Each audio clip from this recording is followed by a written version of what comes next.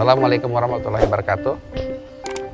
Bapak-bapak dan ibu sekalian, saya Muhammad Handri Imansyah.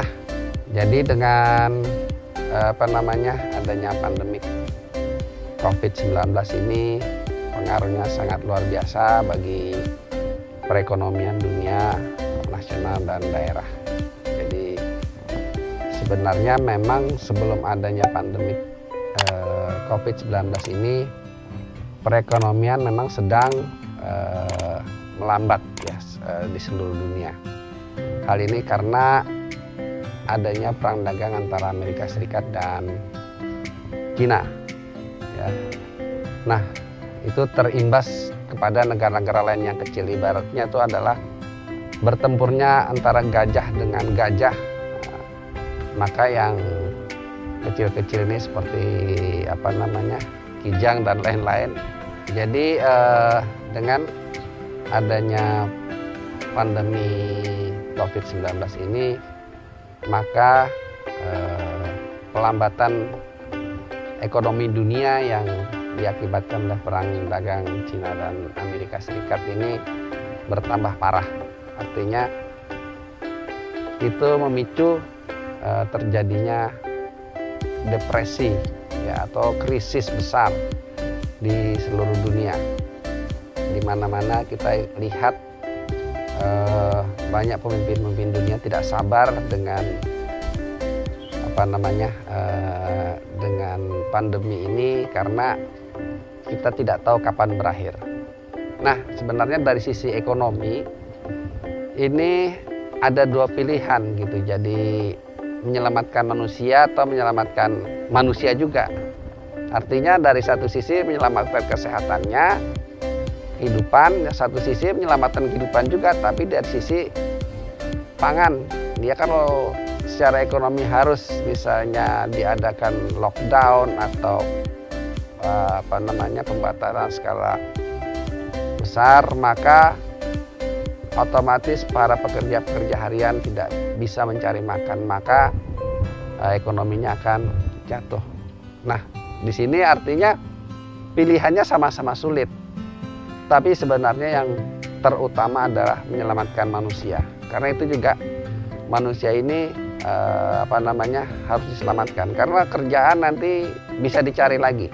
Jadi intinya ada seorang presiden, saya lupa nama negaranya, yang menyatakan bahwa ekonomi bisa dihidupkan kembali setelah pandemi, tetapi manusia yang sudah mati tidak bisa dihidupkan kembali. Karena itu lebih penting adalah masalah kesehatan. Jadi bagaimana menyelamatkan manusia ini dari wabah pandemi.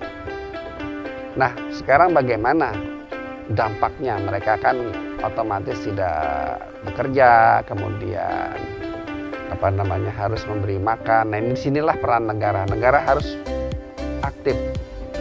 Jadi negara harus menyantuni para pekerja-pekerja harian yang tidak punya pekerjaan sama sekali. Kalau tidak, terutama ini orang-orang yang berada di kota. Karena di kota itu kalau tidak punya pekerjaan, ya uang dari mana untuk makan.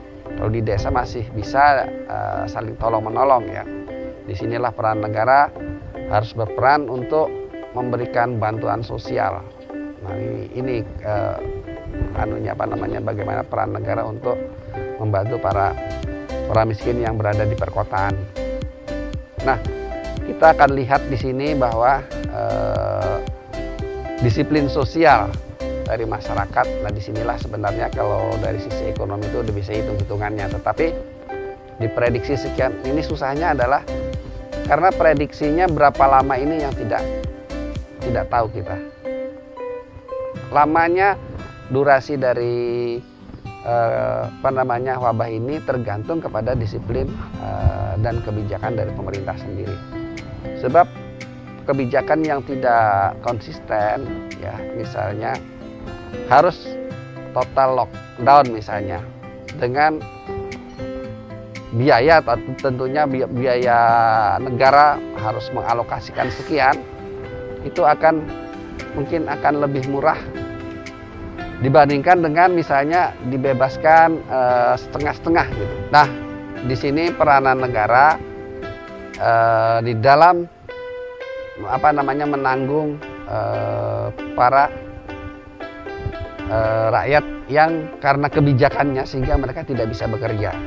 Ya, jadi karena kebijakan negara membatasi lalu lintas orang dari satu daerah ke daerah lain, ini jangankan daerah lain, di dalam kota saja mereka dibatasi sehingga banyak rakyat yang kehilangan pekerjaan, dan ini tentu tanggung jawab pemerintah untuk menangani mereka. Nah, di sini perhitungan ekonominya berapa lama kan, itu intinya. Nah, sebenarnya sih kalau bisa disiplin kebijakan itu diterapkan dengan konsisten, maka pemutusan wabah ini bisa lebih cepat. Kalau lebih cepat berarti biayanya juga lebih murah. Nah, kalau lebih murah berarti beban negara juga akan lebih ringan.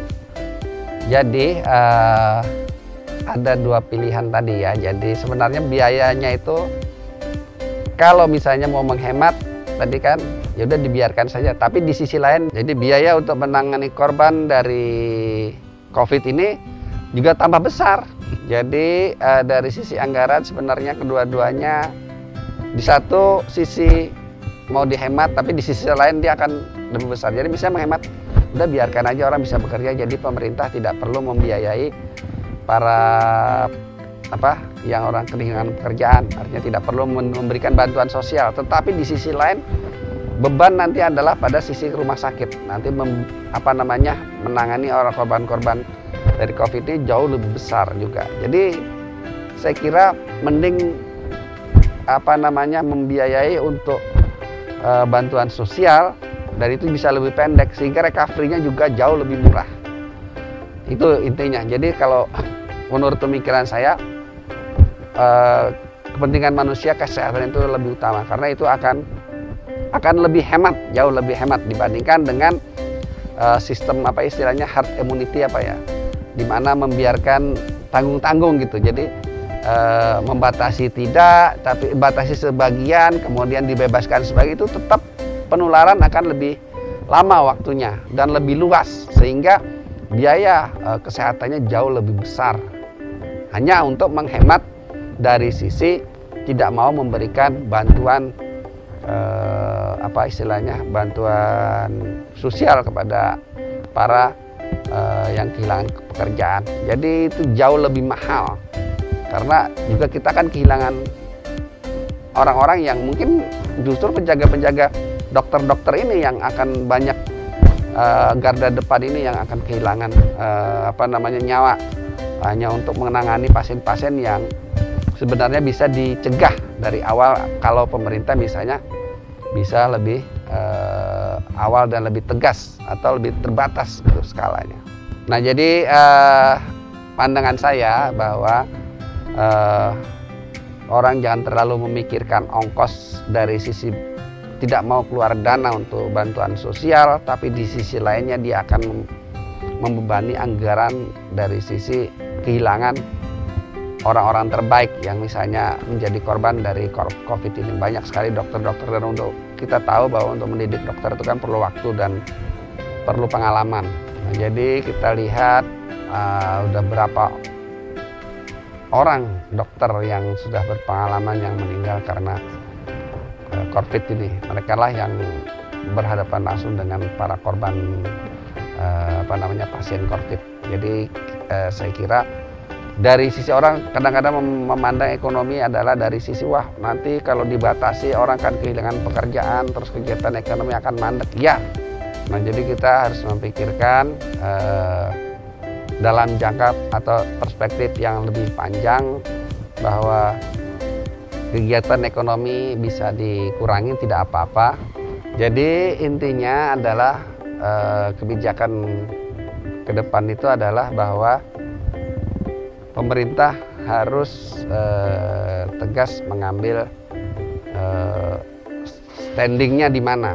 Dalam hal ini kesimpulan utamanya bahwa pemerintah harus membuat kebijakan itu jangan tidak konsisten. Jadi kalau sudah diambil kebijakan misalnya lockdown atau apa istilahnya PSBB, itu harus betul-betul ketat, harus konsisten supaya putus rantai penularan COVID-19 ini. Dan itu akan mengurangi biaya.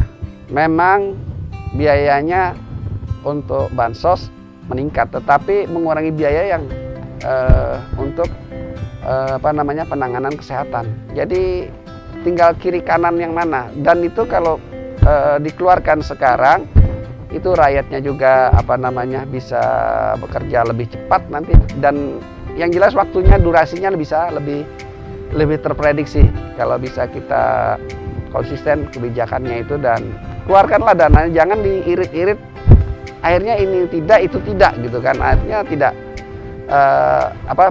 biaya negara jauh lebih besar ya, dan waktunya juga kita tidak bisa perkirakan karena pandemi ini nggak ada yang tahu kapan berakhirnya. Dan untuk mengakhirinya ya tergantung disiplin tadi, jadi bahwa membatasi penularan antar manusia dengan membatasi kerumunan dan lain-lain. Saya kira itu yang penting dicamkan, bahwa kebijakannya harus tegas dan